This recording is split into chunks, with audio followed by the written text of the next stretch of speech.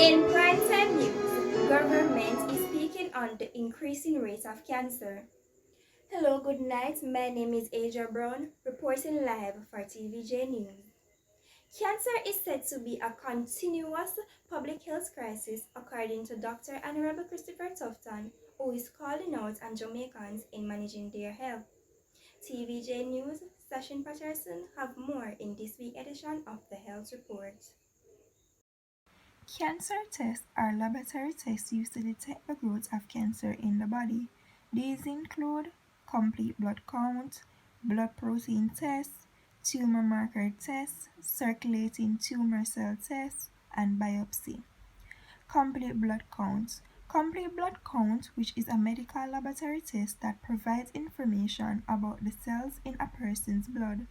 The CBC indicates the count of the white blood cells, red blood cells, and platelets. It also indicates the concentration of hemoglobin. Blood protein test.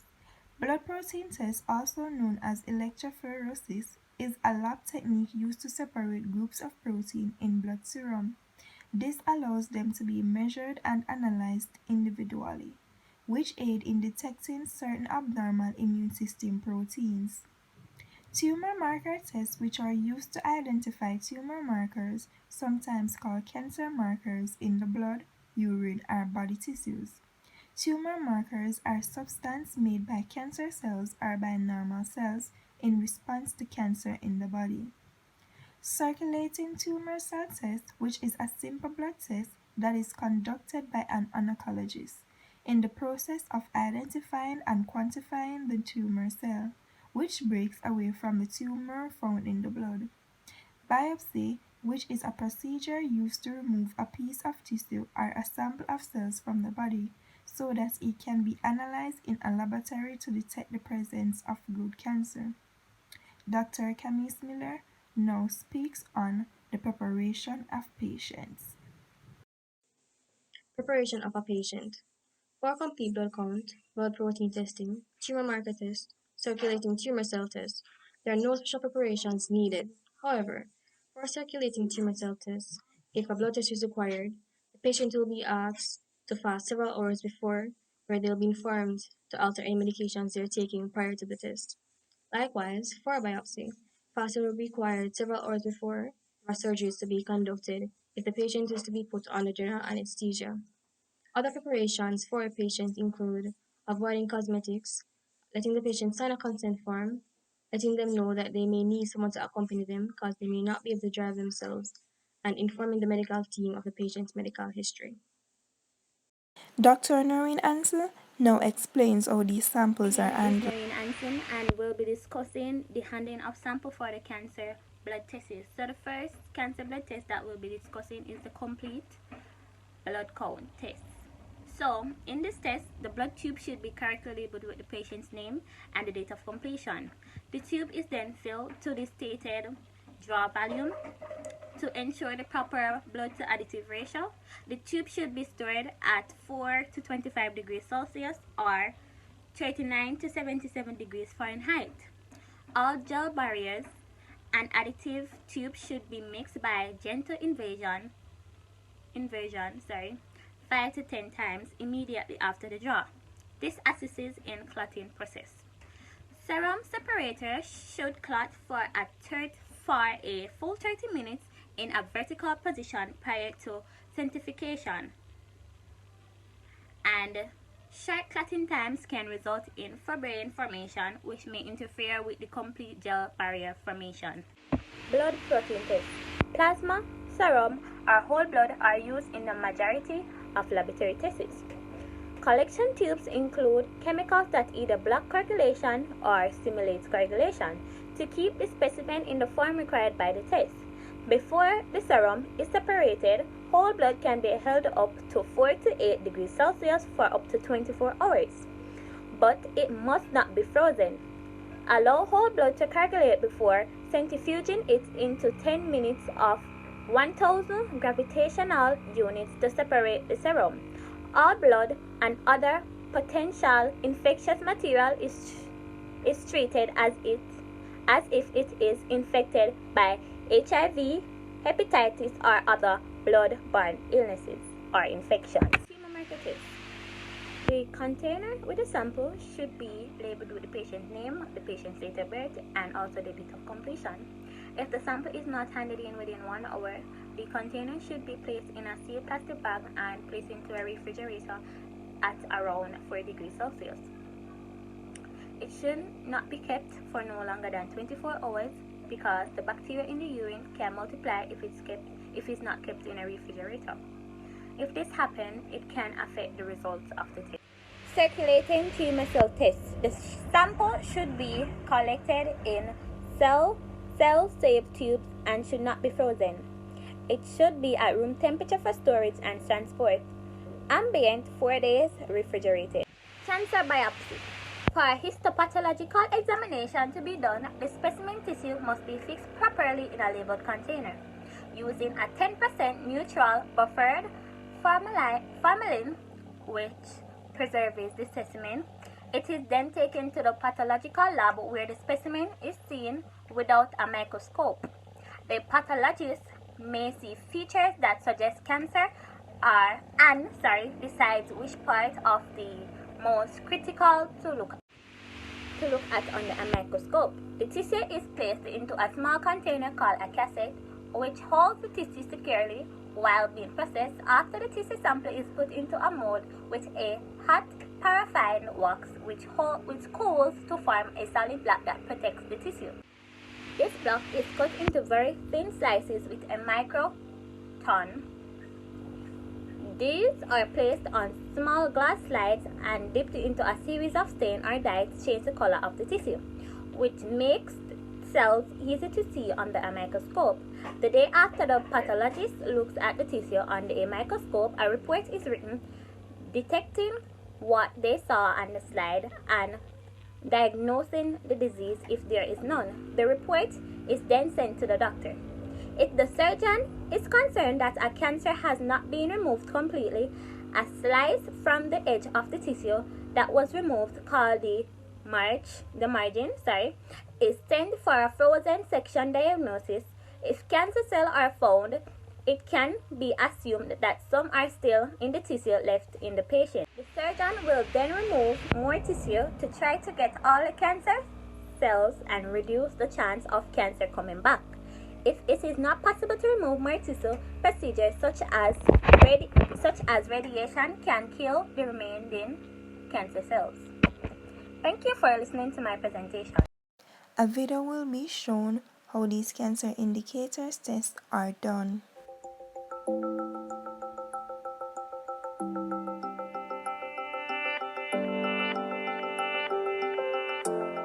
My name's James Stebbing. I'm one of the oncology sisters at the Guildford Nuffield Hospital.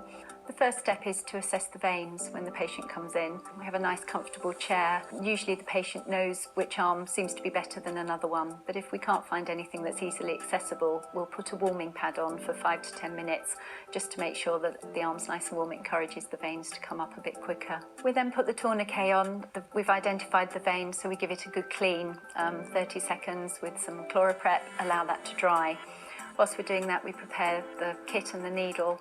We use a vacuum system, so the needle is attached to a small tube with vacuum receiver on the end. That needle is then just popped into the vein. So it's just a little scratch when the needle goes in. Most people don't really notice. The line is already attached with the receiver for the vacuum bottle. The bottles then go on the end of the vacuum receiver, and each bottle has a specific vacuum for the amount of blood it needs. The bottles are colour-coded for the different tests that are needed, and those bottles will be filled according to the request that the physician or the consultant has made. At the end of that, we release the tourniquet, pull the needle out gently and just pop a piece of gauze or cotton wool over the top, and the patient usually holds that themselves for about a minute just to clot off the vein so that it's more comfortable for them. And then we just pop a plaster on over the top. We then speak to Mrs. Thomas, who speaks on how the biopsy test is done. Today we will be discussing 5 main types of biopsies. These include bone marrow endoscopy, needle, skin, and surgery. Bone marrow is basically used to detect leukemia, lymphoma, multiple myeloma, and it is used to remove a section from the bone marrow in areas such as the back of the hip bone. In endoscopy, an endoscope is used with a light on the end of the instrument, basically to use to see the structures properly. Special tubes are inserted into the tube, which is inserted into the areas such as mouth, rectum, and also urinary tract. So in needle, it is used to detect like breast cancer and also lymphoma. To do this, well, basically for needle, you have 4 different types of biopsies. You have fine needle, core needle, image guided, and vacuum assisted. Basically, the vacuum assisted is basically like a suction device, and it is used to like reduce the number of times the needle goes through the area. The fine needle is used to remove areas along with a syringe. The core needle is a larger needle, basically with a cutting tip that is used to draw a column of tissue. Image guided is basically using the help of imagery so that you can see the structures properly to insert the needle. In skin biopsy, it is used to detect like melanoma. So you have like 4 types of skin biopsies. You have shave, punch, incisional, and excisional. Shave is basically using a tool like a razor to scrape the skin to remove the cells. In the punch, basically it's a circular tool used to remove like a section of the skin. Well, the deepest layers of the skin, sorry. In incisional, it's like using a scalpel to remove a small area of the skin. Well, this may actually require stitches, not in all cases. However, using an incisional biopsy uses stitches because it is like a bigger surface area. It removes an entire lump or abnormal area.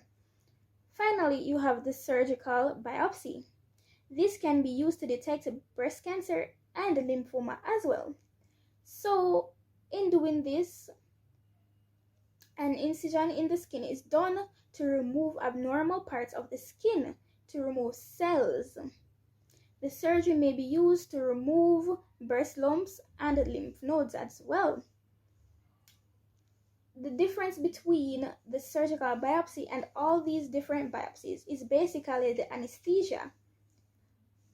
The other biopsies, basically, they require local anesthesia, and this is used to numb the area. However, for the surgical biopsy, it uses also general anesthesia, and what the general anesthesia does is makes the patient unconscious. Dr. Oncologist Clarke now speaks on the interpretation of the results. My name is Tamika Clarke, and I will be doing interpretation of results for cancer indicators.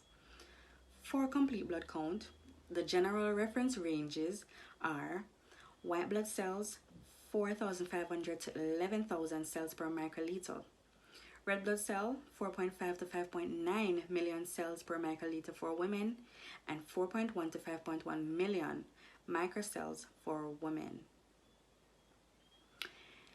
Hemoglobin is 14 to 17.5 grams per deciliter for men and 12.3 to 15.3 grams per deciliter for women. Platelet count is 150,000 to 450,000 platelet per microliter for both sexes, that is.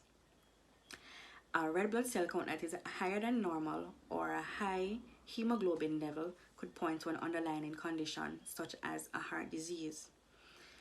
A low HB level normally suggests anemia. A low white blood cell count may be caused by medical conditions such as an autoimmune disorder that destroy white blood cells, bone marrow, or cancer. An elevated white blood cell could indicate an infection or an immune system disorder or a bone marrow disease. A low platelet count, thrombocytopenia, or a high platelet count, thrombocytosis, is often a sign of underlying medical condition. For circulating tumor cell tests, the counts are measured as the number of CTC in the specific volume of blood. Results may be interpreted as favorable or unfavorable. If the circulating tumor cell test is above a certain cutoff, if it's above a certain cutoff during the course of cancer, it is associated with a poor prognosis and is predictive of shorter prognosis-free survival and overall survival. If it is below the cutoff, it is associated with more favorable prognosis. Blood protein tests. Consistently high serum total protein level can indicate the following health conditions: dehydration, liver disease, and cancer such as multiple myeloma. Low serum total protein level may suggest malnutrition, liver disease, and kidney disease. A low albumin to globulin ratio may be due to overprotection of globulin, underproduction of albumin, or loss of albumin. A low A to G ratio may cause multiple myeloma, autoimmune disease, and cirrhosis. A high A to G ratio may cause leukemia or cancer of the bone marrow. For biopsy, after a tissue sample is obtained, it is sent to the lab for analysis. The result helps determine whether the cells are cancerous or not. If the cells are cancerous, the result tells where the type of cancer is originated. The biopsy determines how aggressive the cancer is, the cancer grade, which is the cancer grade, sorry. The grade is expressed as a number on a scale of 1 to 5 and is determined how the cancer looks under a microscope. Low grade, which is a grade 1, are generally the least aggressive. A high grade, which is 5, like a grade 5, show that cancers are generally most aggressive. For tumor marker tests, normal range are less than 2.5 nanogram per liter. Normal range may vary somewhat depending on the brand of assay that is used. Levels greater than 10 nanogram per liter suggest extensive disease, and levels greater than 20 nanogram per liter suggest metastatic diseases. Thank you. Further on, we speak back to Miss Miller as she speaks on the significance of health. These tests are significant to health. For a complete blood count, this helps the healthcare provider to detect range of disorders and conditions. It's also used to diagnose some blood cancers such as leukemia and lymphoma. It is used to find out if the cancer has spread to the bone marrow and how to see how well a person's body is handling treatment. For blood protein testing, this is used to check the levels of protein in the blood. Too much or too little can lead to infections, inflammations, and other diseases. Albumin and globulin are two types of protein found in the blood. Albumin is used to detect how well the livers and kidneys are working and to see if you have enough protein in your diet. Globulin is used to test how well the body fights off infections and to see if you have any rare blood diseases such as multiple myeloma, which is a form of cancer, and macroglobulinemia. For tumor marker tests, the blood test and urine test does not have any risk. There may be slight pain or bruising at the site where the needle was inserted, but those symptoms tend to go away quickly. For circulating tumor cell tests, this saves the patient from worsening conditions due to unsuitable medication, and it identifies and quantifies EpCAM protein, which is produced by the epithelial tumor cells. And lastly, for biopsy, this is the main way the doctor uses to diagnose most types of cancers. It gives early detection and improves prognosis. For majority of cancers, the only way to make a definite diagnosis is through a biopsy. A biopsy may take place in a doctor's office, or it may require a surgery or other procedures to get tissue samples which are needed. And that's it for TVJ News Health Support. I'm Sashine Patterson. Thanks for watching.